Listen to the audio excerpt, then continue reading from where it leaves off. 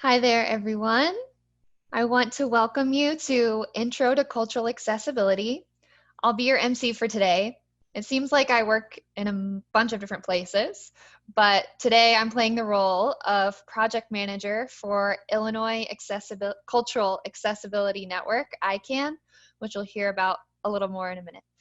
I am just tuning in right now to let you know that you can access our service providers if you should need them. You should see our sign language interpreter spotlighted here beside me. If you'd like to see the closed captions, there is a closed captioning button at the bottom. Click that button and select Show Subtitles.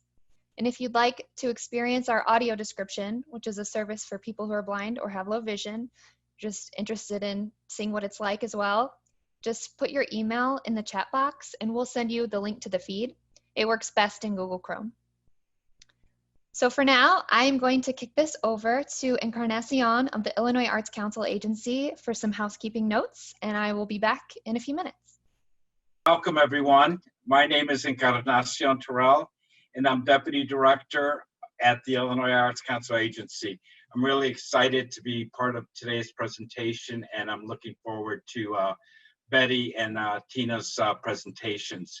Before we get started, I wanted to just go over a couple quick housekeeping notes. Please feel free to use the chat box to chat with fellow participants and panelists. If you have a question you'd like the panelists to answer, please put that in the Q&A box instead of the chat. Chat is for general conversation and commentary. Q&A is for official questions.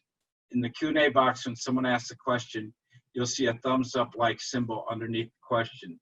If you like a question and you think it is important, or a question that you also have, like it, and that will shoot the question up to the top and help us prioritize which questions to ask during the Q&A. A quick programming reminder: as a registrant of the One State Conference, you have access through tomorrow to Ines Summers' documentary film, Seasons of Change on Henry's Farm. The link to access that film is in your email. More importantly, tonight at 6:30, there's going to be a Q&A session with Ines Summers, Jean St. Alban from the executive director from the Gene Siskel Film Center, and myself. And we're looking forward to having an engaging conversation around Ines's film. The film is only 83 minutes long, so you have time after this session to see the film and then participate in the Q&A. I want to take this opportunity right now to ask for a moment of silence in remembrance and recognition of the 207,000+ Americans who have passed away from the pandemic, and to honor their families and friends who are in mourning.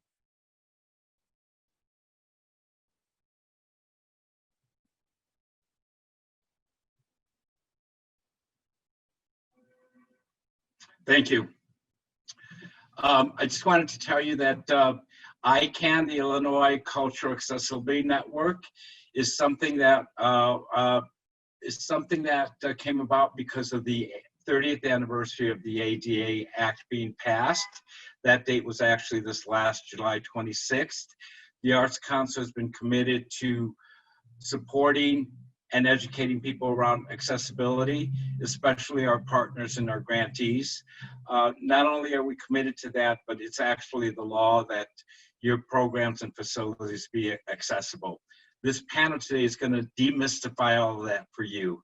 And I'm honored to say that the panel today, the presentation, includes people that I've invited for a long time and that I consider to be friends, which is really fantastic. At the Illinois Arts Council, we wanted to do something to commemorate the 30th anniversary of the ADA Act passing. And so we wanted to do something that was significant, and we reached out to the Chicago Cultural Accessibility Consortium to create an initiative partnership with them to create an Illinois Cultural Accessibility Network. And this network, the reason we reached out to CCAC is because they are an international model for setting up these kinds of networks. Their impact has been felt across the country in many different cities and states like Minnesota and Washington. So it was only natural that we reach out to them. and let them take the lead in establishing an Illinois network. This Illinois network, and I think Christy may say a little bit more about it and also talk about CCAC, but this Illinois network is meant to be self-led by the participants. And everyone has an opportunity to be part of the network. There are no restrictions. There are no eligibility requirements. You just join and become part of our group. And if you become part of the Illinois network, you're going to realize that that community is one of the most welcoming communities that you'll ever find. So next, I'd like to introduce Christina Gunther, who's going to tell you a little bit about the CCAC and its history. Thanks, Encarnacion. Hi, everybody. It's great to be here, and I'm really excited to introduce CCAC. Just a bit about me first. I am, by day, the Director of Education at the Evanston Arts Center, and by night, I am the founder and president of Chicago Cultural Accessibility Consortium, CCAC. And CCAC was started in 2013 with a mission of empowering Chicago's cultural spaces to become more accessible to visitors with disabilities. And we achieved this mission by providing professional development workshops like what we're experiencing today. We also provide, when it's not a pandemic, we provide equipment that we loan out for free to cultural organizations in the Chicago area to help them facilitate accessible programming. And we also have an access calendar that lists accessible offerings happening in the Chicago region. We're really excited to be partnering with the Illinois Arts Council to present ICAN, Illinois Cultural Accessibility Network. And we will definitely be reaching out to you again, but if you're interested in getting involved with ICAN, you can email us at ican@chicagoculturalaccess.org. That's ican@chicagoculturalaccess.org. Today is ICAN's first program, and we're so excited to have two amazing people, Betty Siegel from Washington, thanks to the pandemic, she can be here very easily, as well as Illinois' own Tina Childress. We will be having, as part of CCAC, some other really exciting events coming up. Just wanted to put on your radar, on October 29th, we'll be doing a program about welcoming individuals who have intellectual or developmental disabilities through your virtual programming. You can visit our website, chicagoculturalaccess.org, to find out more about that program, and as well as learn more about ICAN. The biggest thing I just wanted to say before I turn it over is that getting started with accessibility can be really overwhelming and it can be really daunting. And like Encarnacion mentioned, we have a community of people who are really dedicated to welcoming all visitors and all participants to our programs, and we will help you to make it easier for you. So you're not in this alone, even if you're alone in your home. We can do this together and we can help make Chicago, Illinois, and the world more accessible. Thanks so much. Thanks, Christina.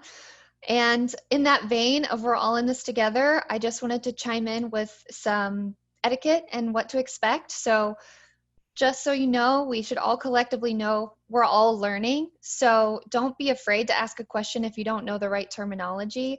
We all accept that we might be new at this. We might be at a different place in our journey on the access path. So don't be afraid to ask a question. We just ask that you ask it in a way that is respectful as you can. I wanted everyone to know we are recording this session. We want to make it available for later watches on CCAC's website, chicagoculturalaccess.org. And we will be circulating some resources in the chat box as well. So keep an eye on that if you have any questions or want some tips on how to get started. There'll be more linked there in the chat box.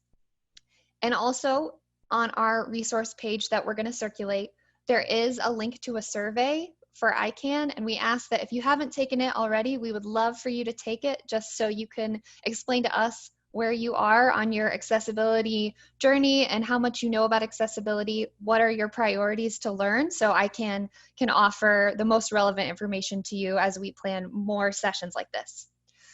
Okay, so having said all of that, I'd like to introduce Betty Siegel, who's the Director of VSA and Accessibility for the Kennedy Center in Washington, D.C. She will give a lecture first, followed by Tina Childress of Champaign-Urbana, Illinois, who's an educational audiologist. She will go second. The two of them will talk together, and then we'll end with about 15 minutes of Q&A. So I'll let Betty take it from here. Hello, everyone. I'm going to get my screen ready to share with you guys. And there we go. Hi, thanks for that lovely introduction. It is a delight and honor to be here with you all today because I get to be on the stage today with some of my favorite people here in Chicago. My job today is set you up for an introduction to what is accessibility. And I like to do that by talking about who we do this for, why we do it, and then a little bit about how we do it. And then I'm going to let Tina dive into some of the hows in a very deep, deep way. So let's get going here. So who do we want to make things accessible for? That's a big question because most of us carry around a lot of stereotypes inside of our head about who has a disability. So first off, there's 61 million adults with disabilities in the United States. That's about 26% of the population, or 1 in 4 people. 1, 2, 3, and you. 1, 2, 3, and you. Of those 26% of adults in the United States with disabilities, you can see on the screen that about 5% are children between the ages of 0 and 15. Adults between the age of 15 and 59, which is a really broad spread, are 51% of the disability population. And then we have older adults who for age 16 above, who are 46% of the population of adults with disabilities in the United States. Now, the really frightening thing about disability is that it has a disproportionate impact on different populations and groups. So we know from studies that women, people 65 and older, people in poverty, and certain racial and ethnic minority groups experience disability at a higher percentage than other populations in the United States. So 1 in 4 women have a disability. 3 in 10 non-Hispanic Blacks have a disability. And when you look at the CDC website, which I have a link to here on the screen, you can find more data that drills down even further. And you can even look at the percentages of disability in your specific state or population. The point here is that people with disabilities are not those people over there. People with disabilities are these people right here. Us, me, my family, my community, my colleagues, everyone around me. Statistically, I know I can count off and I'm going to run into a person with a disability. And I'd like you to think a little bit about who in your life experiences a disability. Disability is not always severe. Most people have mild disabling conditions. Only 2.9% of the population across the globe have very severe disabling conditions. So why do we do this work? If we know that people with disabilities are this broad swath of the United States and they are part of our community in a really real way, then why do we do this work? We do this work because we believe in social inclusion. And we do this work because it is critical to keep in mind that disability rights are civil and human rights. And just because we have a COVID-19 roaming around out there, and just because we're in a pandemic, does not mean that we take those rights that have been fought for many years by the disability community and throw them out the window. It does not mean that federal law has changed and we no longer have to comply with these laws in order to be accessible. Civil rights and human rights and disability rights go together. We cannot have social justice without disability justice as well. So you do need to keep in mind as you go through your accessibility journey and you become a part of this wonderful, and I agree with Encarnacion, this embracing community, that there are federal laws that are out there, and I've listed just 3 of them here. The 1973 Rehabilitation Act. You should be aware of Section 504, which says that if you receive any kind of federal financial assistance, you must comply. You may not discriminate against people with disabilities. For those of you that are around the education community, you have the 1975 Individuals with Disabilities Education Act. This is a really critical law. It guarantees a child with a disability the right to a free and appropriate education. Courts have debated what appropriate means, but what it really means is a meaningful education.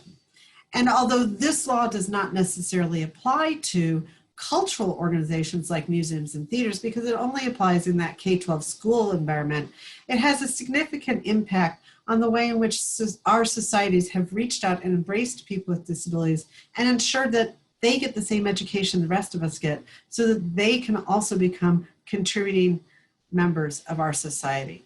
The final law, which most of you do know, is the 1990 Americans with Disabilities Act.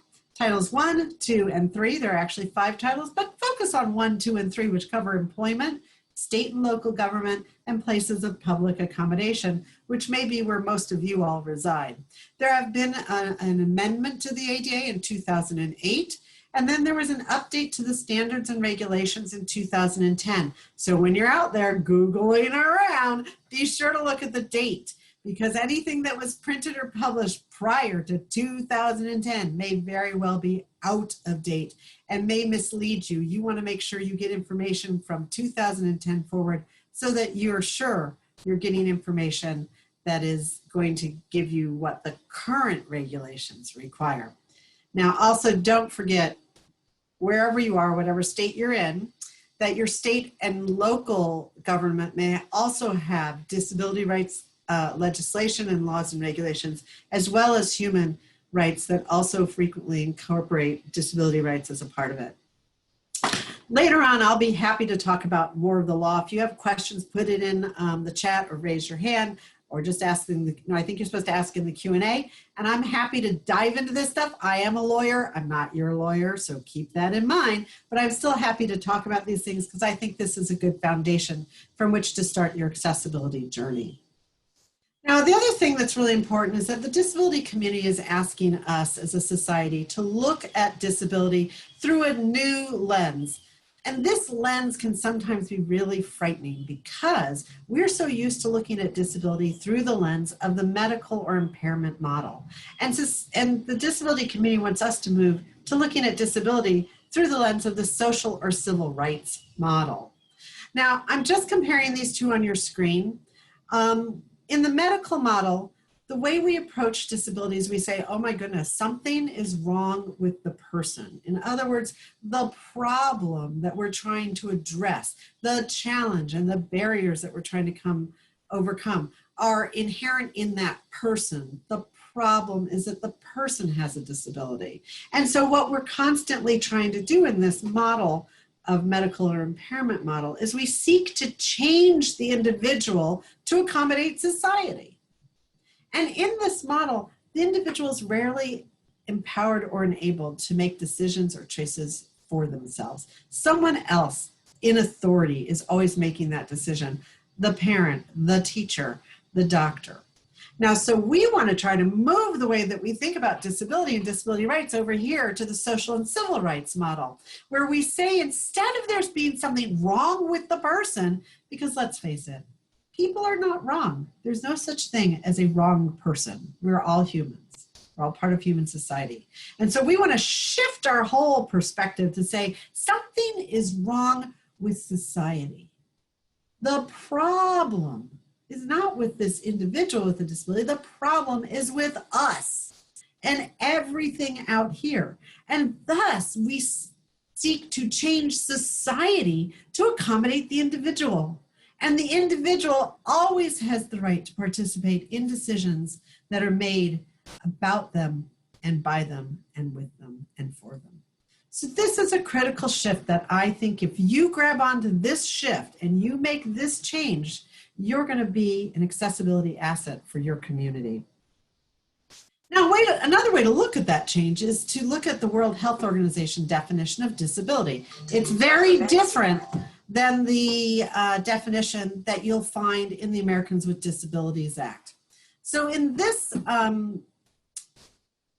definition, what we say is a person is more or less disabled based on their interactions with the physical environment, the communication environment, the information environment, and the social and policy environment. What does that mean exactly, you wonder? Well, I wondered too. So I thought about an example that's really good. My friend Beth and I, we frequently go to the theater together. And when we do, we go first to a little coffee shop and we get some coffee. And then we cross the street to go to the Kennedy Center. And when we cross the street to the Kennedy Center, the first thing that we see is a giant grand stairway. Now, my colleague and friend Beth is a wheelchair user. She uses a power chair. And she looks at me and I look at her. And we both look at the stairs and I say, bye-bye. And I run up the steps. And I go into the theater and she's stuck at the bottom of the steps. Which of us in that scenario is more disabled? And what's the disability? Well, she is, because she can't go up the steps. And the problem is not that she is a person with a disability or that she uses a wheelchair, it's that they're steps. So how do we, that's the physical environment. So let's do that scenario again. My friend Beth and I, we go to the theater. We first start at the coffee shop and we get a little cup of coffee, then we cross the street. And what's the first thing that we see? The grand stairway. And Beth looks at me and I look at her and she notices that off to the left, there's a sidewalk that bypasses the stairway. And she says a bye-bye to me this time. And she goes up that sidewalk and she's in the theater before I'm even halfway up the steps. In that scenario, which one of us is more disabled? And what made that disability? In that case, I'm the one who's more disabled because going up steps takes a lot of energy and I'm not in the best shape. But it's still, the problem is not my problem, it's the problem of the environment. So if we eliminate the steps or we put ramps in and we run things parallel to each other and we use universal design concepts, then the person is less disabled by their interaction with the environment. You can do the same thing with the communication environment. Luckily today we have captioning and a sign language interpreter. So what we've done is we've changed the communication environment. The information environment is the environment of the internet or the web, and social and policy environments are those things like the 1990 Americans with Disabilities Act. We changed the policy environment to incorporate federal laws that prohibit the discrimination against people with disabilities. Okay, so how do we do this work? Are you guys still with me? Okay, that's good. All right, so first off, what I want to do is recommend that you plan for accessibility. Those people that have limited resources, limited time, limited money, you want to plan for accessibility. And this slide tells you, gives you an idea of what the plan for accessibility should include. But I want to just highlight a few really critical things that must be a part of any successful accessibility plan. And that is that, number one, you recognize the diversity of needs of people with disabilities in your community. You be responsive to the disability community. Secondly, you consider each and every unique situation and circumstances. What works at the Kennedy Center may not work for you, because your circumstances and your situation is unique. You want to weave accessibility, weave it into the operational, the organization's operational structure, because that's how access works. If you keep applying accessibility as a thought later, you will not be successful at making accessibility a part of your everyday work. And the way you get that to be a part of your everyday work is you set as a core value that accessibility is important, and you resource for it, meaning you put aside the dollars, the time, and the staff to make access work. So another thing you want to look at in order to have good accessibility taking place is you want to look at universal and human-centered design. There's two different ways of approaching it. There's the principles of universal design, which you see on the screen, probably to your left, that talk about equitable use and flexibility in use. There is a link at the bottom. Then there's the goals of universal design that look at the idea of body fit and comfort, personalization, cultural appropriateness. You really need to marry these two concepts together in order to really create environments that work. And this is exhibitions as well as performances. We want you to look at core accommodations. There should be a foundation of accessibility that you put into place that never wavers. And then everything else is built on top or around that. like I had said before, you really want to make sure that accessibility is operationally integrated. You also want to look at technology. Look what we have today. COVID has made us all technology smart. Well, maybe not smart. I do have trouble still with technology, but I'm technology aware. And I am aware of the fact that accessibility is not a feature, it is a social trend. And that technology, when done well, is inclusive, and when done poorly, is exclusive. So be sure to look at technology and how it both supports and includes people and can also exclude people. We also want to look at customized and personalized experiences. You want to empower people to choose the experience that is right for them. And so, for example, at the Kennedy Center, we offered sensory-friendly performances for the first time along about 10 years ago, I think. And I had a parent come up to me after the show and she said, "This was terrible." And I was like, "Oh no, it was terrible? What do you mean?" I mean, we had the house lights to half. We let the kids move around and we didn't shush people. We let them talk. And the parents said, "Yeah, that was terrible. My child couldn't concentrate. There was all this stuff going on." And I said, "Well, that's wonderful. Because now we know, you and I both, that this sensory-friendly environment is not the right environment for you. And I have other experiences that are the right environment. So you want to provide entry points for different people at different places and give them the choice to enter into the experience at the space that's comfortable for them. So that is the end of my presentation. Again, we're going to have lots of time to chat, but I want to turn this over to my colleague, Tina. Thank you, Betty. I'm going to get ready here and share my screen.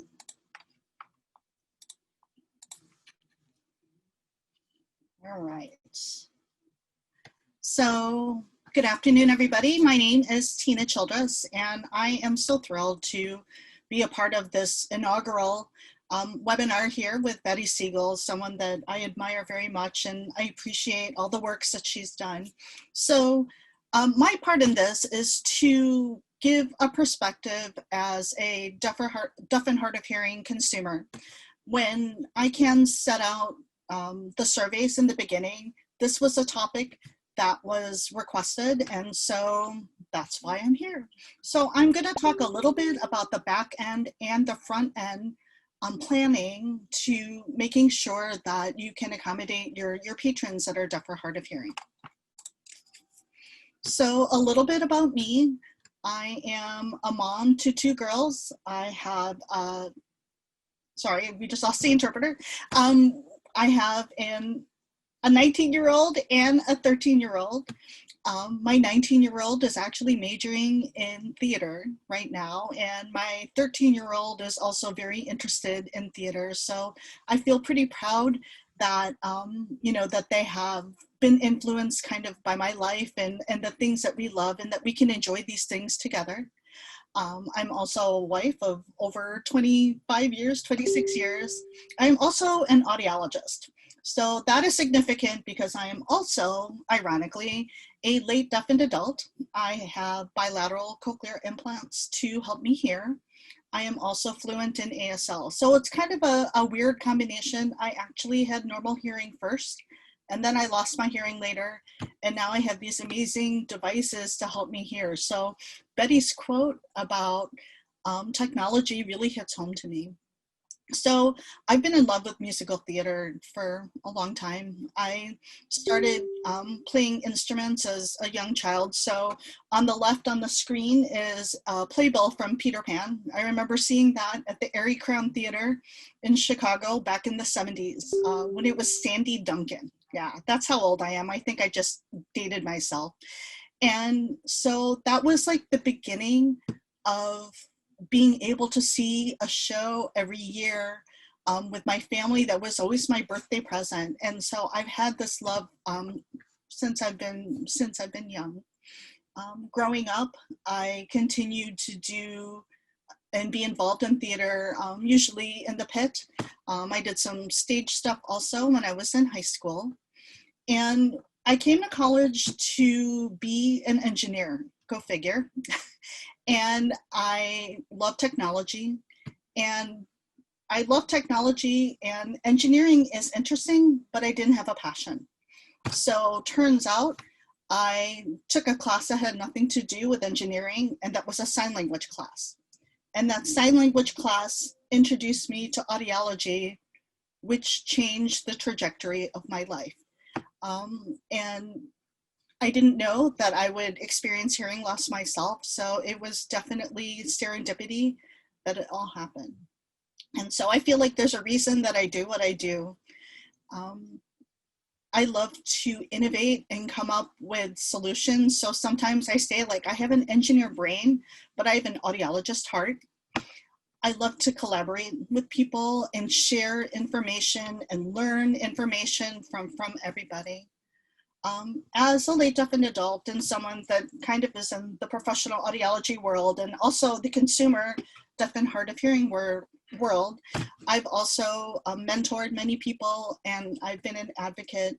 And, you know, I've been involved with some people that are actually on this webinar here today in terms of advocating for access in theater settings. So I'm very proud of those works. So when you look down at the bottom also, the reason that I put those specific playbills on there, Rent was the last musical I remember hearing before I lost all my hearing.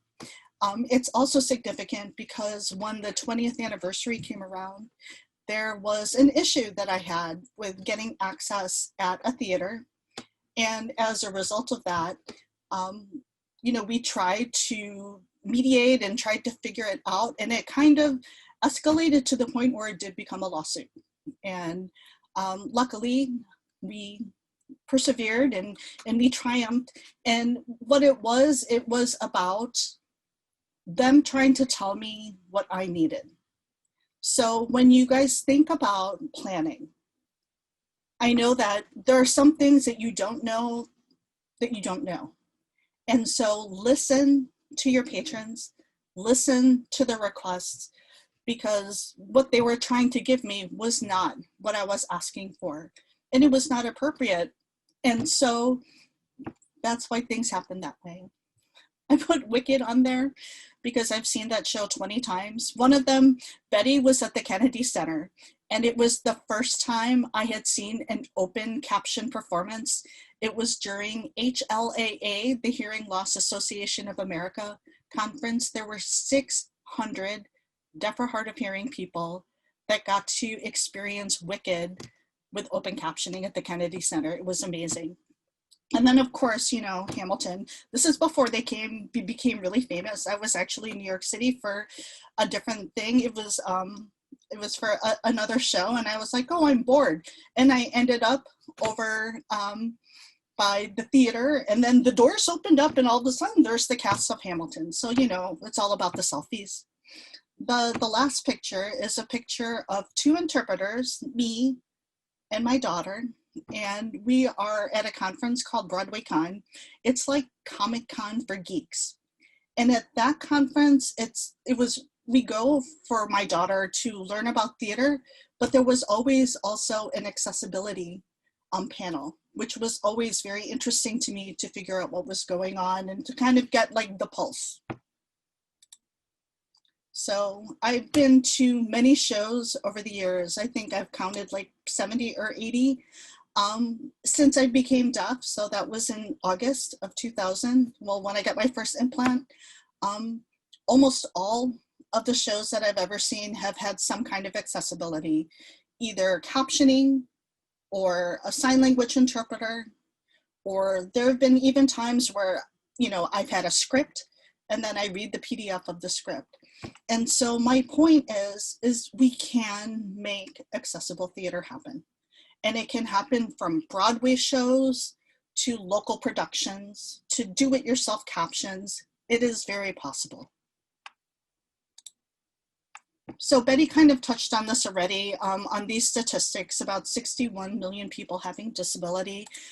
Again, I am going to focus on the patrons that are deaf or hard of hearing because it's growing. The number of patrons that are getting older are growing, and that means we need to figure out how to accommodate them. So this was actually another graphic. The numbers kind of don't match, but let's focus.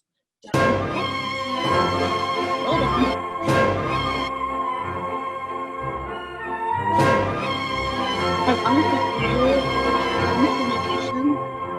Okay, I can't stop this. Oh, technology is fun. Okay, so my point is that the average age of a Broadway attendee is in like that 40 to 49 age range. For about the past 2 decades, it's averaged between like 40, 45. For the touring shows, the average is about 53, okay? And you can see as people get older, we're gonna see more people that have hearing loss. Now, hearing loss is one of those insidious things that you don't always know that it's happening. It can happen very slowly. Sometimes people don't want to treat it or don't want to acknowledge it. Or they don't know about the different technologies that are out there. So if we consider the fact that many of the people that are enjoying theater might be getting older, they could also be second language learners. People can benefit from things like captioning in those situations as well. So, you know, as Betty was talking about universal design from the perspective of, you know, like that person isn't broken, it's how can we make it more accessible and keep building those ramps for everyone. And this music just wants to keep playing. Oops. All right, so let's talk a little bit about customer service. So as a theater goer, what's important for me is that I know that there's a place I can go if I'm gonna have a problem. I mean, I'm pretty tech savvy. I know how to use a website, but there are times when the link isn't working or I'm not sure where seating is. So think about for your theater, having one person or maybe a team of people that are gonna be responsible for access. And do surveys, you know, get feedback from the patrons. That is always gonna be really helpful. If you are going to have an ASL interpreted performance, consider using people that are deaf or hard of hearing to either advertise or to maybe help usher in people that are coming. In the box office, make sure that you have very clear signage about what kinds of accommodations that you have. There are times when I will go to a theater and I know that they have certain accommodations already set up, but I always scan and I try to think, what if it wasn't me with that person that knows this knowledge? How about if it was just somebody off the street coming to the theater for the first time? You know, not knowing that, oh, that Broadway play, now I can get captions on my phone or with the device that they supply, or knowing that, you know, there's going to be open captions for this performance, or that there's an assistive listening device that I can use. So make sure that your signage is clear. The other thing you need to do is make sure your box office staff is trained. There have been times when I've been the consumer going up to the box office staff and having to train them about the equipment. So make sure that they know about all of that. All right. In terms of scheduling, again, listening to the consumer is really important. You know, the typical choices are an assistive listening device, which makes things, it brings microphones closer to the person's ears. So an actor or a performer will talk into their microphone and that signal will go straight to my, you know, cochlear implants or hearing aids or what have you, either with headphones or some other kind of device. And that works for some people. Some people want captioning. Some people want an ASL interpreter. So I went on a cruise right before COVID hit and I requested accommodations, and the cruise company kept trying to give me ASL interpreters and also assistive listening devices, but that's not what I asked for. I asked for captioning. Why? Even though I'm fluent in ASL, I was going with my deaf friend who doesn't know any sign language. And so we kept reiterating to them that those two accommodations were not appropriate. The assistive listening devices wouldn't work for her because she's pretty deaf. And even if you have a microphone and it goes straight to her ears, it's not going to help. She doesn't know sign language, so the ASL interpreters weren't going to help. Our solution was what? Captioning. So listen to the consumer. Something that's helpful is as you start scheduling for accessible performances, as a consumer, I don't expect you to have an interpreter and a captioner for every performance that you have. But what would be nice is if you could schedule performances regularly within a run, like the second Saturday of the show run. And then if there's a group, sometimes you'll have a group where they all want ASL interpreters, or there's another group where they want captioners. And so maybe you only have to do one, but you may also have to do both, depending on how the mix-up of your audience is. Be open to outside requests. Outside requests means outside of your scheduled performance.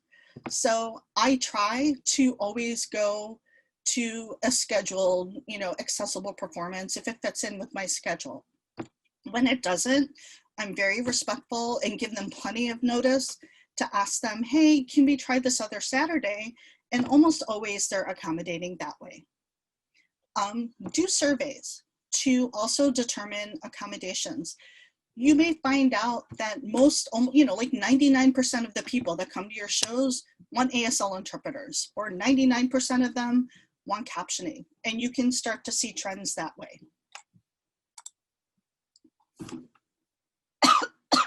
In terms of outreach, make sure that your pre and your post-show events are accessible too. So if there's any kind of question and answer with the actors or any kind of dialogue that way, that you can provide access. You may want to also present to your local hearing loss advocacy group. There are a few that are listed here in the PowerPoint. Don't forget to reach out to students. I think sometimes with theater, unless you are very focused on working on children's theater, we tend to focus on adults, but these kids are going to be our future theater patrons. And if we get them hooked early, they can grow in their love for theater, and we can show them what's possible. There are hearing loss events that sometimes happen locally, and if you had a booth or flyers that you can put in their conference bag to advertise about your services, that's always good. Think about an outreach committee. Are there people that are there that's kind of a brain trust, can think about a variety of disabilities and ways that you can reach out? Don't forget to be an ally. If there are organizations looking for board members and you notice and you look around and they all kind of look the same, think about BIPOC people. Think about people with disabilities. Think about those underrepresented groups that are not part of the, the conversation at the table when they should be. Some website tips. You want to make sure that the accessibility information is easy to find. You want to make sure that the tickets are easy to order. It would be great if you didn't have to call a phone number to get accessible tickets. As a deaf or hard of hearing person, we do have other, ways that we can communicate on the telephone, but that's just another step. So for us, email or even a designated text number can go a long way. Think about maybe having dates for all accessible shows on one page. If you give discounts to people that have a disability, you may want to put that information on there. I know like in Chicago, we have a very active listserv, and they will usually send out blast emails that have a specific code for ordering discounted tickets. So that's one way that you can approach that also. Don't forget to have a policy about companions and service animals. Theater is a community event. You know, Betty goes with her friend that's in a wheelchair. I may want to go with my child. I don't want to have my preferential seating because I'm deaf. And then my kid, you know, when they were young, like 11 or, you know, or younger, when we were going to theater, I don't want them sitting, you know, 10 rows behind me. Think about companion seats. Also think about things like service animals. Let's see what else. Any kind of media that you put out there, you want to make sure it's accessible. At the very least, have captioning.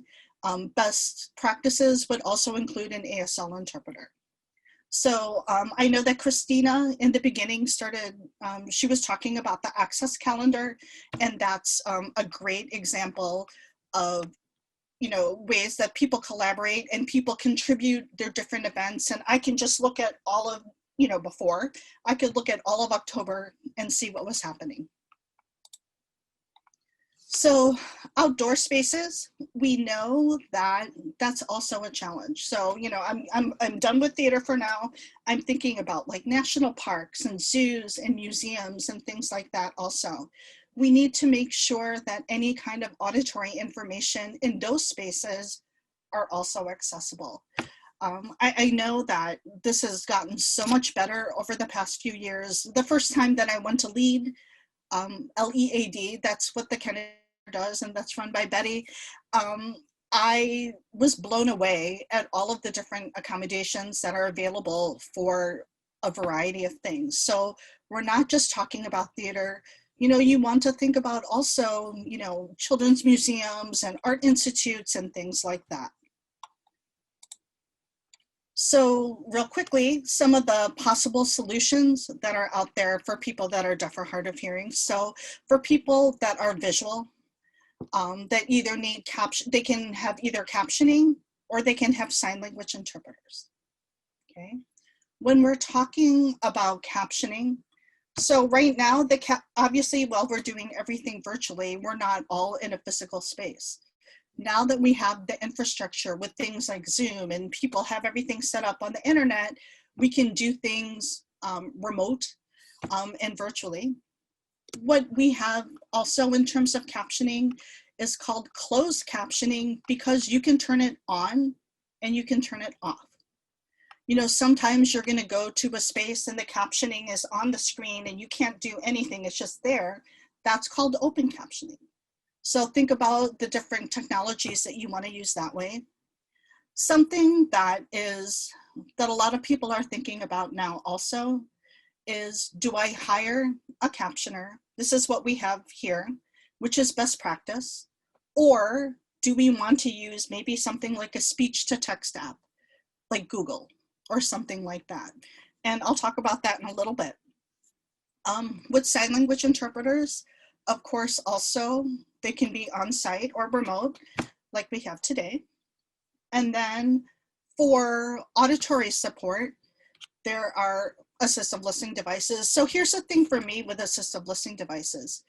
If everybody in your cast has a mic, or everyone on your panel or your play or what have you has a mic, assistive listening devices are great. If only a few people have a mic, then the people that are deaf or hard of hearing are going to miss all of those people that don't have a mic. So think about that as you plan. All right. So when you look at whether or not you want to hire someone for captioning, or you want to maybe use automatic speech recognition, you need to think about a few of these things. So best practice would be to use a live captioner. They can use their ears, their eyes, their brain to catch any of the information that's missed. Sometimes they can even ask for people to repeat what they said. They can go back and make corrections. Now, because of all of that process happening, there is a slight delay. So you'll notice the captioning that's on here right now, because the captioner has to think about all of these things and get it through her software and what have you. There is a slight delay, but it's going to be accurate. If you are thinking about using Zoom, know that you can use live captioners in breakout rooms. There is a cost involved. Okay, you need to pay the captioner. So alternatively, there is automatic speech recognition. I have mixed feelings about automatic speech recognition. It is very susceptible to noise, multiple people talking, if there's a bad audio connection, if someone is very soft-spoken. If all of those things are happening, you're not going to get very good accuracy at all. But when it works, the delay is very minimal. So for someone like me that can hear pretty well, something like ASR will help because I can just look down to see what I just missed. It cannot be used in Zoom breakout rooms if that's something you're considering. And it can be free, or there could also be a cost depending on the service that you pick. So I'm happy to talk with any of you guys afterwards about this a little bit more in depth. But this is something that as people are thinking about access, they're like, well, if I can just use a speech to text app that's free, that's good enough. Well, how would you like to watch something that is only 80% accurate? Okay. Other caption options is that if you're having a show, there are actually captioners that their job is to do theater captioning. And so there are professionals out there that you can find. You can do it yourself captions. So for some of the smaller theaters, this is something that is pretty popular if it's something that's scripted. You know, the lines are going to be the same. And so you can do PowerPoint slides or what have you, and just have a staff person advance the slide for the next line. So that's something that you can do. So a good friend in Chicago has a company called Caption Point. And on his website, he has awesome best practices for creating your own captions. You can provide a PDF of the script. So when my daughter was in a show and it was kind of a last minute thing, or maybe I didn't know if I could go, I just asked for a PDF of the script. And so this is me looking at it on my iPad with it flipped where the background was black, the text was white so that I wasn't too bright in the theater, and then I could follow along. You know, that's not ideal, but it was a solution for that moment. So the other thing I want to make you think about also is sometimes when it comes to things like handheld devices for captioning, like use your phone or use your iPad or use our device, how is the patron going to hold that for 2.5 hours? Okay, or is it going to come on a mount? I'm going to show you some other pictures like Kennedy Center. Again, Betty Siegel, hats off to you and your crew. You guys did a phenomenal job the 2 times that I've seen shows there. Okay, so here are some examples of captioning. This one is on site, and you can see that there's actually someone that is what we call walking cart. And so she's captioning and it goes wirelessly to a device that I'm holding in a theater. You can also have remote captioning where someone, you know, like what we're doing right now where they're not even on site. I just have like 1 or 2 more slides and then I'm all done.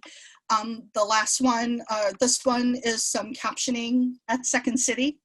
You can see that they put up like monitors for us to see things. And then here are some examples of some apps that you can get on your phone. When I went to Mount Rushmore, this is an example of open captioning. You can't turn stuff off. So you can see there are lots of different ways that you can do it. And with that, I will be done. And I think now it's just time to chat with Betty.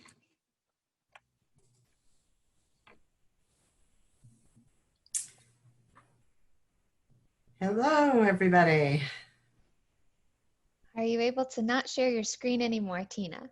You betcha.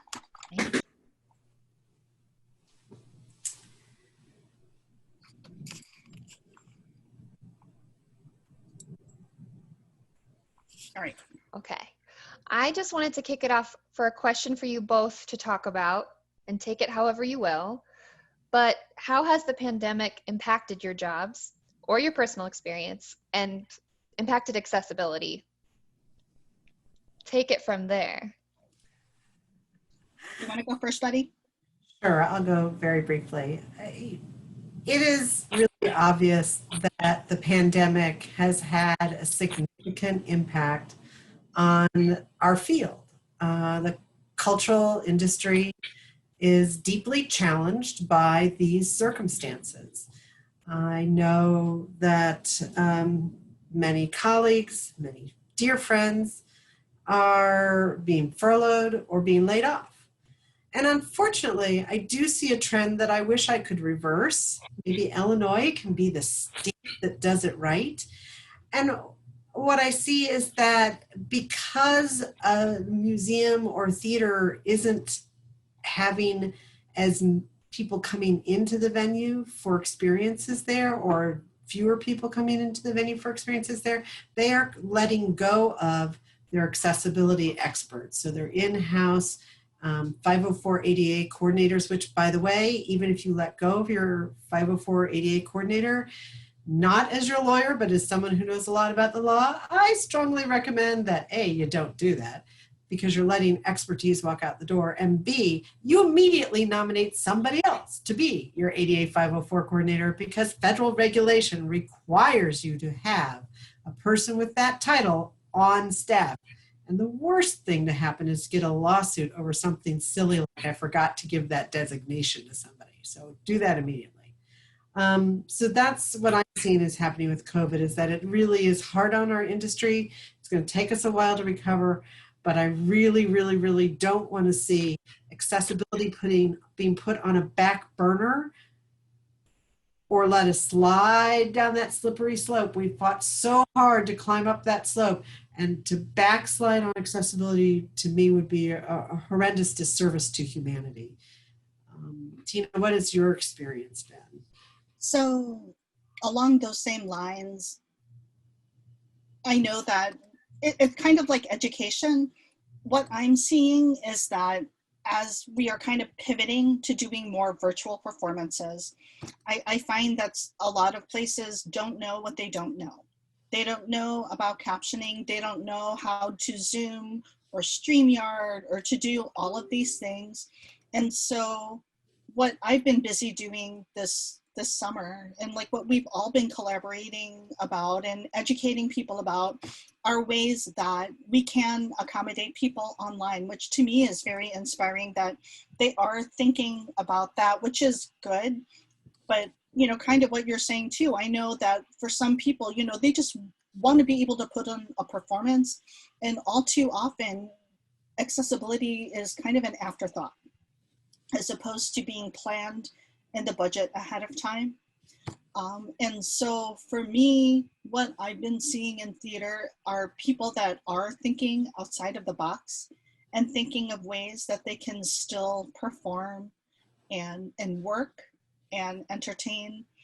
And I just, you know, I hope that we can help create maybe different opportunities for the people that have been furloughed, you know, like that we can collaborate with, you know, people that are looking for a job. But I think with this transition, you know, the technology part of that can be a little bit daunting. Let me add a positive spin to some of this, because I realize I just went really hard on you guys, which I'm sorry, I apologize for that.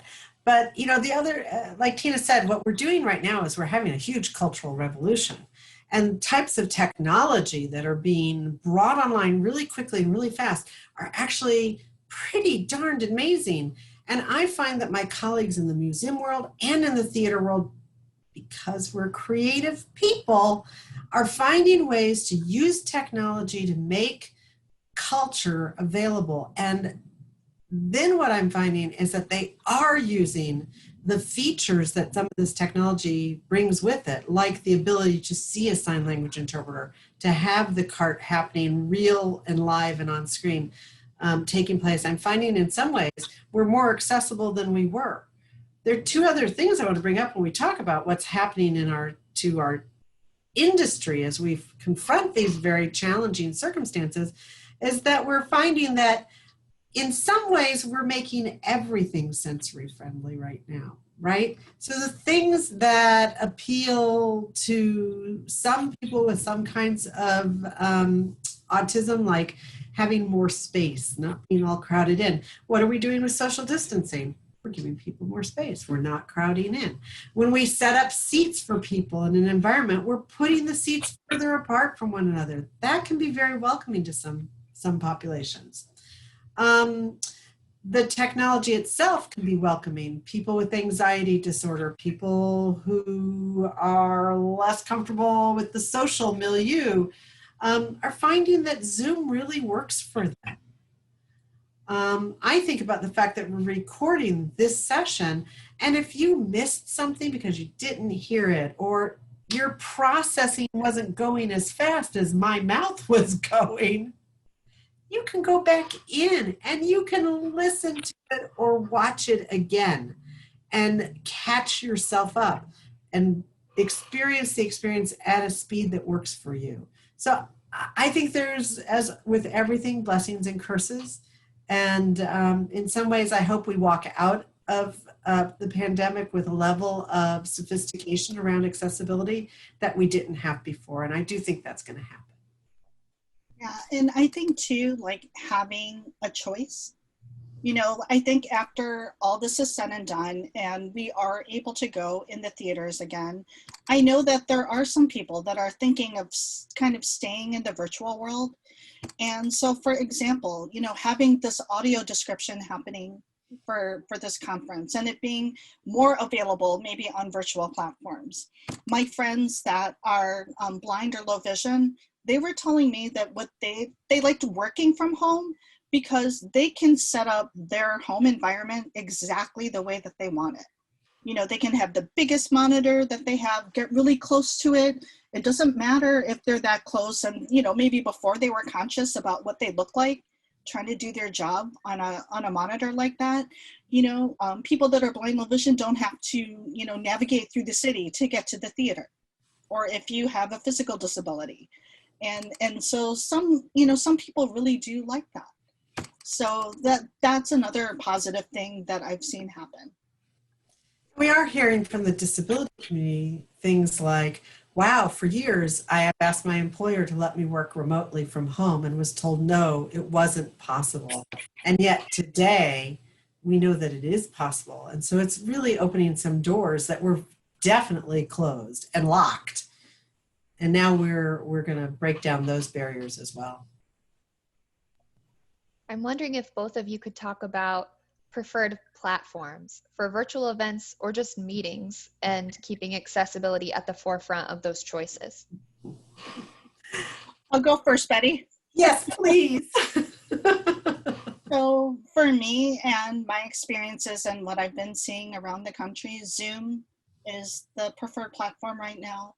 I know that there are concerns or have been concerns about privacy. There are still some entities, including schools, that still refuse to use Zoom because of their, you know, initial snafu that happened when COVID started and the security breaches were happening and things like that.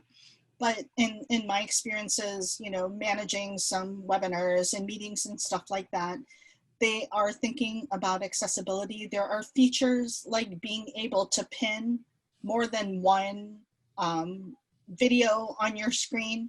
So pinning, if you remember, affects only you. Whereas as a host or like a webinar host, if we spotlight someone, then that affects everyone's view. Well, now you can spotlight more than one person and you guys can pin more than one person. So, you know, there's captioning options that are happening and features that are just more accessible. And I see that happening faster on Zoom. This integration also with live streaming and webcasting is something that's new to, you know, everyone with the pandemic. What I've seen also is that it wasn't always accessible, especially in the beginning. But I think it's getting better. I think people are starting to learn about things. We have people developing products that can integrate the accessibility more seamlessly. So that's a positive thing. You know, for me, it's like job security because it's constantly changing. And so Again, don't be afraid to ask questions and to reach out to your peers. That's what ICAN is all about. You know, being able to use like a collective knowledge, because there's, you know, no way that we can all know everything, but you will know people that know a lot about a little bit of something. Yeah, I can't say that I have a favorite platform, nor can I endorse any of them. But what I do see is there has definitely been a trend for the better. As we use these different platforms, we are finding that the developers of the platforms are being fairly receptive to integrating features that make this environment, remember, we're trying to fix environments, not people, make this information environment much more accessible. I think that Zoom just rolled something out recently, as Tina mentioned, where it allows us to pin or spotlight multiple people, which then allows you to see the speaker and the sign language interpreter. So that's a really positive sign. Usually in the past, it's taken years for us to convince the technologists to increase the levels of accessibility, and suddenly, because it affects everyone in our society and it's not about those people over there, suddenly people are very aware of the fact that this is about us. And we have to fix this environment so that we have access in a real and meaningful way. So I do think that we're seeing some really positive signs from all these different platforms. But I'm not going to name one over the other because that's not my area of expertise. I do want to remind people, though, not to forget about websites. A lot of people are going to your website because your phones are down to find information about what's happening. When are you going to reopen? How have things changed? Access does not work if your website is not accessible. So think really hard about that as well, because up until the pandemic, website accessibility was the area in which lawsuits were growing the most. And the lawyers that I know are pretty sure that once we get past COVID and the pandemic, or we're into our new normal, that those websites will become the focus of accessibility again. So pay attention to that. If you're working with designers, be sure they know what they're talking about. You must work with knowledgeable people, and you must make accessibility a requirement of your agreement with your developers and designers. Don't let them off the hook. You say in the contract that you sign with them that you, as the owner of that website, have every expectation that they will comply with WCAG, WCAG 2.1 voluntary standards. Put it in the agreement, hold them to it. There was actually a question that came through about that. And how would either of you recommend going about finding a web developer that is knowledgeable about web accessibility standards and prioritizes that? Is that something that you just put out a call and you make it a requirement as one of your must-haves on your website? Or is there a resource that you would recommend of connecting to web developers that are hip to this? WC3 does have listings of people and resources, but you know, your best resource is your community of people with disabilities and your local artists community. So absolutely, ICAN, CCAC, these are the folks that live in your world and know the good people in your community. And I bet they can give you a lot of really excellent guidance on who to talk to. Also, talk to people who are blind, or the blind low vision associations always involve people with disabilities when you're making decisions like this. So you've got things like the National Federation for the Blind, which has local chapters, the American Council for the Blind, which has local chapters. Those organizations are going to have a pretty good idea of what works, of who works and who doesn't work on accessibility. So the other thing I was thinking about too, like as we start figuring out who are like the good developers for stuff like that, encourage them to maybe mentor like these new developers that are wanting to learn about that. Because if we can grow that community of developers that are knowledgeable about accessibility, that's less work that we have to do, because they will already know what to do. And before I forget, also a way that you can drive people to your website. I was talking with a friend, she was actually on a panel for musicians and that do live performance. And you know, one of the things that's hard when you're deaf or hard of hearing is lyrics, right?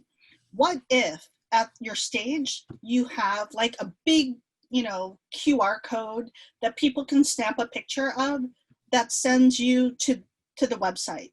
So like things like having lyrics on a website, if you are a musician, is a really good thing if you're okay with putting your lyrics on there. But that can help drive traffic because you want to say, oh, we're going to do this song next. You know, this is on our website. It's going to keep driving people to your website. So that can be a good thing too. Another question regarding technology and tablet use. This question is for Tina. If there aren't enough seats in the section that's viewable of ASL or captions, would you mind having a tablet that is filming the ASL interpreter and you're sitting in a different location in the theater? How do you feel about proximity to interpreter?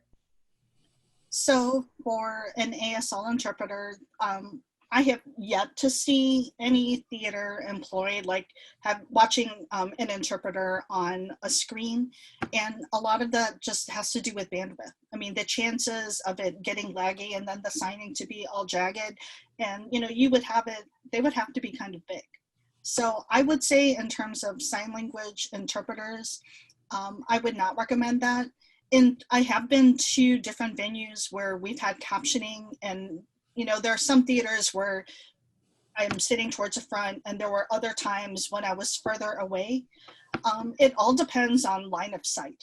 So what I would recommend is having a section kind of reserved, and then maybe a week before the performance, releasing them to the general public.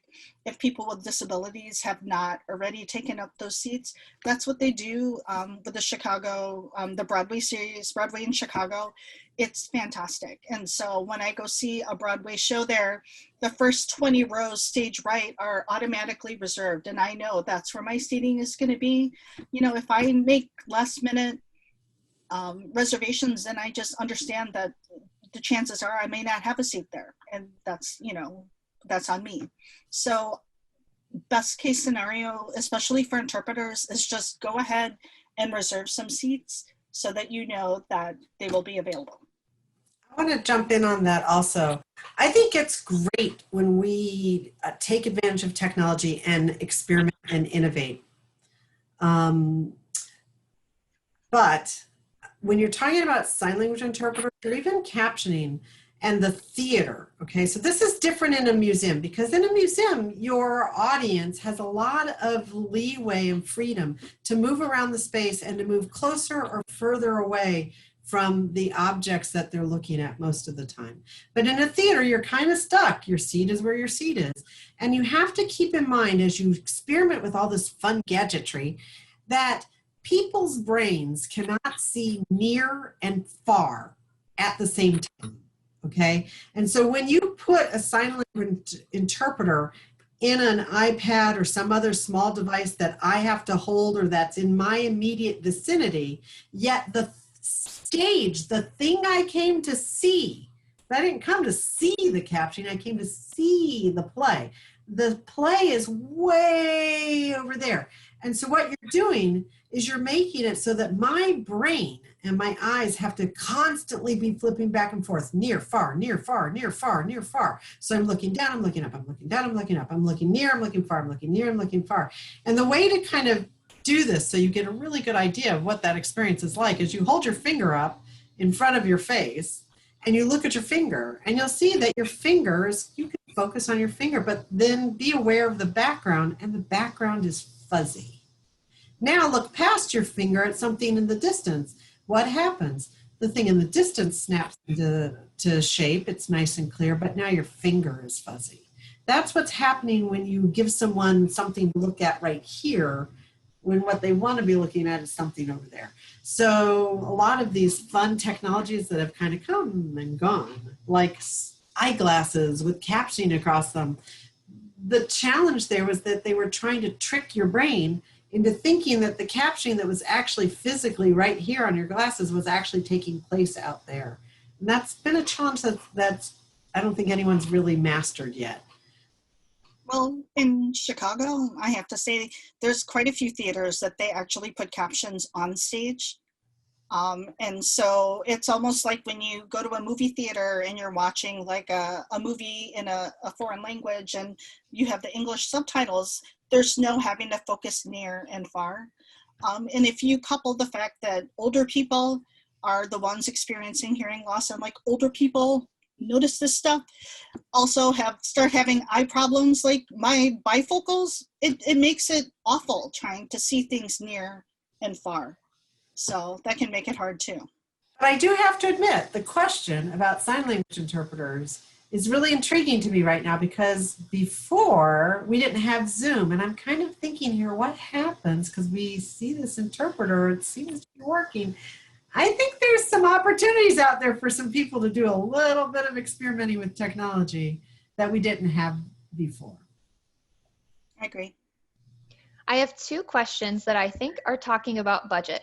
So the first question is talking about, what if there isn't a run? If you have just a bunch of unique performances, there's nothing that occurs twice. What are the resources for funding to be able to do on-demand accessibility requests for service providers and equipment if everything is unique? Which I'll put to you guys, but I have some insight on with my role at Chicago Humanities Festival, since all of our events are unique. So that's part one, that's question one, but also a lot was said about building a budget and a team that accounts for accessibility measures. This is easier for large institutions like art museums and theaters. Do you have any advice to increase the accessibility in small art spaces that might not have the same resources or bandwidth? There was a mention of relying on your connections and community, but is there a way to do this that also properly compensates them? All of those are great questions, Brittany. You're going to have to remind me what they were in order. So the one I remember is the one you asked most recently. Yeah. Let's start with the one that, what if all of your offerings are unique and there isn't a run? So how do you handle accessibility requests coming in for a lot of things that are just unique? I'm going to go back to the fact that you've got to plan for it. Okay, so first of all, you have to identify those features of accessibility that can be incorporated and integrated in such a way that they are always there. Okay, so for example, you can go and buy an assistive listening system, install it, and it is always there. So it's not a matter of requesting it or not, it is just there 100% of the time. I use that as an example because it's actually a requirement of federal law. You must have assistive listening devices always there and always turned on, and the battery is always charged. Another issue. But then there are other features of accessibility that usually require a human being to deliver them, such as a sign language interpreter, an audio describer, a captioner. These things are harder to integrate into every single performance and every single event and every single public program at a museum. And in that case, I would recommend that you do, first of all, two things. One, go back to your community, start a community advisory group right away, and ask them how to address the question you just asked us. And ask them to help you prioritize the levels of accessibility and what kind of access services you're going to provide. Ask them to help you make those choices because they're more aware of who is in your community and what your community is going to need and or want. And then secondly, plan for it. If they said, look, you know, we have a really large signing deaf community like here in DC with Gallaudet University, then I might prioritize sign language interpreters over captioning. But if I've got a really large older or aging population, I may prioritize captioning over sign language interpreting. I never say no, never say no. The people who lose in lawsuits are the people who say no. So if you get a request and they're asking for something that you don't typically provide or you haven't provided in the past, don't say, no, we don't do that. Instead say, well, let me look into that. Let me ask my advisory committee about that. So the thing with being a smaller organization is that you have to marshal your resources. The law doesn't require you to put yourself out of business. It requires you to provide effective communication for someone. It requires you to provide accessibility for someone. So some of these human-based services, sign language, captioning, audio description typically, you don't have to just be throwing money out the window and providing those all the time until you have a person who needs and or wants that. And then you kick in the resources. What do you think, Tina? And then Brittany, you're up. Tina, you're...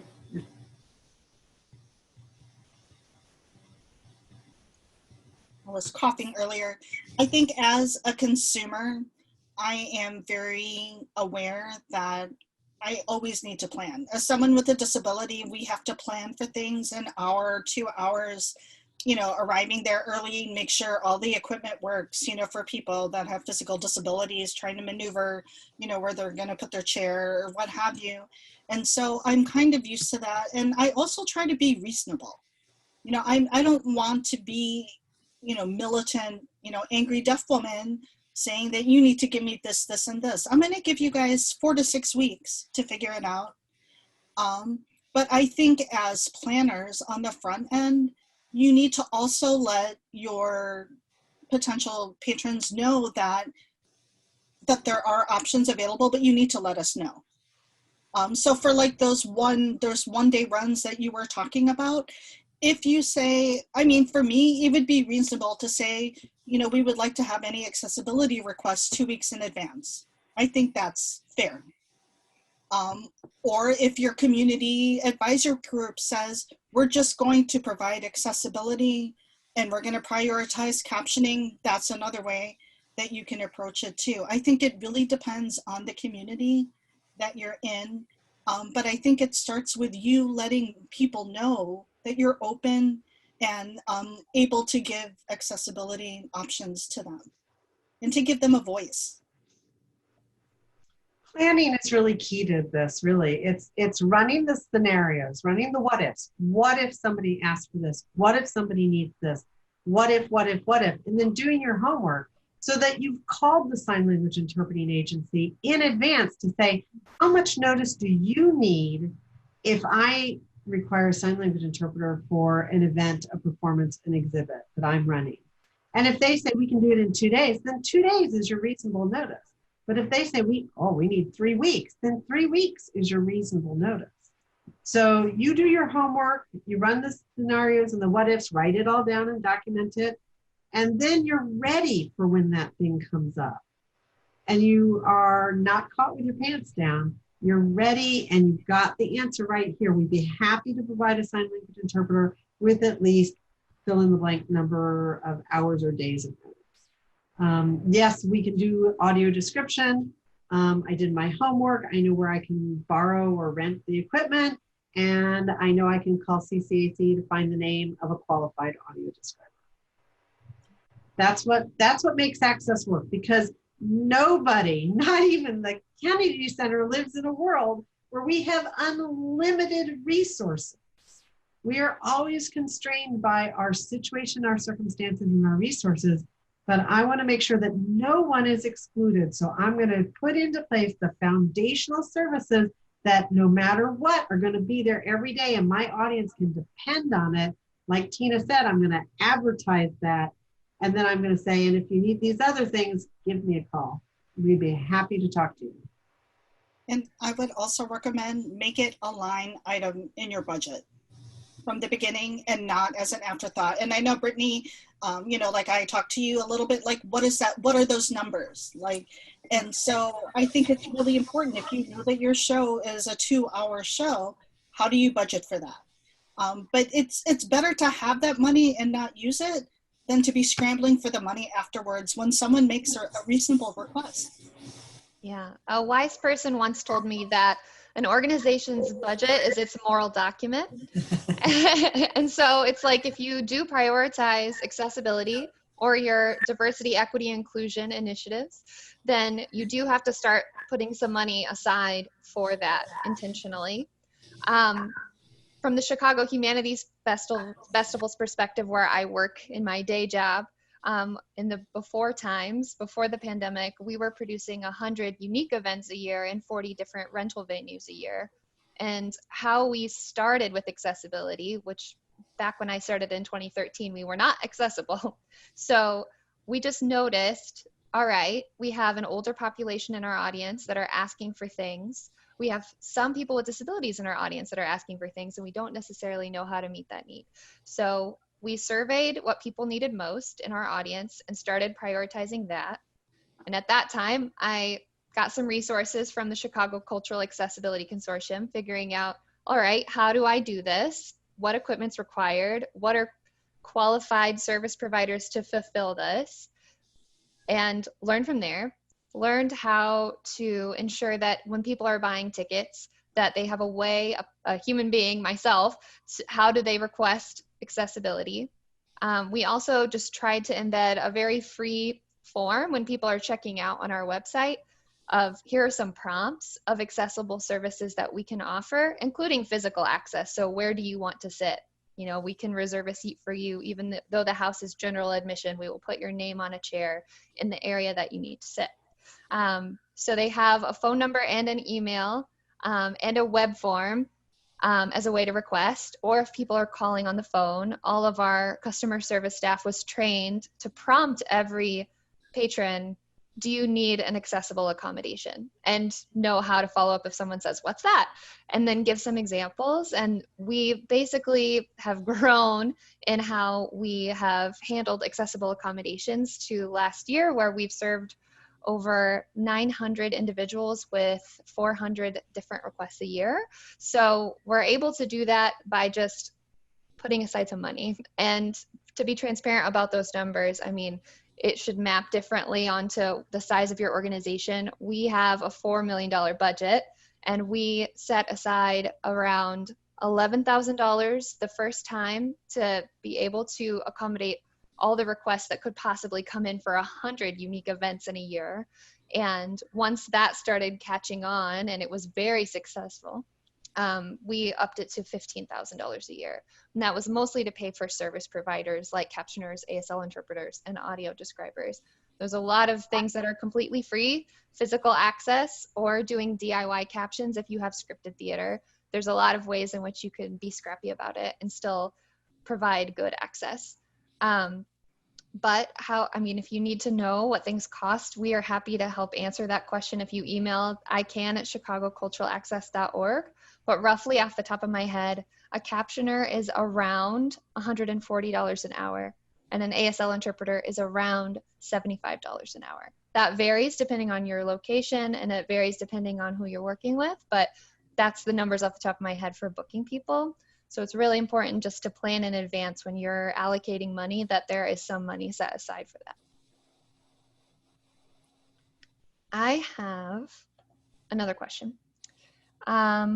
Let's see, it was about masked and masked environments, though I think that there has been some answers already to it. But in a masked COVID environment, how do we approach the possibility of losing the element of facial expression in sign language interpretation? Have we considered a signer being remote or filmed, transmitted to a screen in a theater so as to retain the important component of ASL performance in a masked environment? Do you have input on how to approach this? I think you just answered your own question, which is that you get creative. Because you have to remember, ASL is not just what's happening on your hands, it is what's happening on your face and your body. This is all part of the language. And mask is going to impact that communication environment. So you can talk with your interpreters about what their level of comfort is with different kinds of face coverings. But a remote interpreter in this day and age is not a bad idea if you do it well and you do it right. I was going to say too, depending on your public health entity, I think that there are some places that are a little bit more open to using face shields. And so I know in some schools and different places that using a face shield for an interpreter only if the interpreter is comfortable, you know, in that situation. And in those situations, you actually should be more than 6 feet away. And so I know if face coverings like a mask, like there are masks with clear windows, but those tend to fog also. But I do know some interpreters in the schools that are using face shields because it is allowed, and they know that it gives their students access. But I personally would leave that up to the decision of the interpreter to see if they're comfortable with that. But I like the idea of remote interpreting also. Okay, it looks like we're down to about 2 minutes. Do you have any closing advice for the participants? I'm going to jump in and just say, it sounds a little scary when we just throw all this stuff at you, and that is certainly not the intent. I think that the thing that I want you to take away, I would like you to take away from this is, number one, it starts with small baby steps. You don't have to do it all at once. That's why your advisory group is really important, and why you ask them to help you prioritize your efforts, is because you're going to have to start somewhere. And to leverage this community. There were at its peak about 122 people on this Zoom, and that's just, maybe there were multiples in a room. Leverage the knowledge and the expertise that your community has. You guys are so lucky here in Chicago and Illinois. You have great experts, and almost all of them are happy to talk to you, and it's usually free. And it's not just, like you talked about Global CAN earlier, Betty. It's not just, we don't have a border around Illinois that doesn't, we can also reach out to all different kinds of, resources that we have out there. I think what this is going to do is we're going to just keep building networks. We're going to keep learning from each other, with each other. I do have one last thing, though, I forget. I think it's really important to go back to the basics, which is that accessibility is a right that we as a society have conferred on ourselves and our friends and our family. And that the arts community has, I believe, a higher obligation to endorse those rights and support those rights. And we do it by making sure that we are open and welcoming to the community and engaging in dialogue with them. So don't forget that.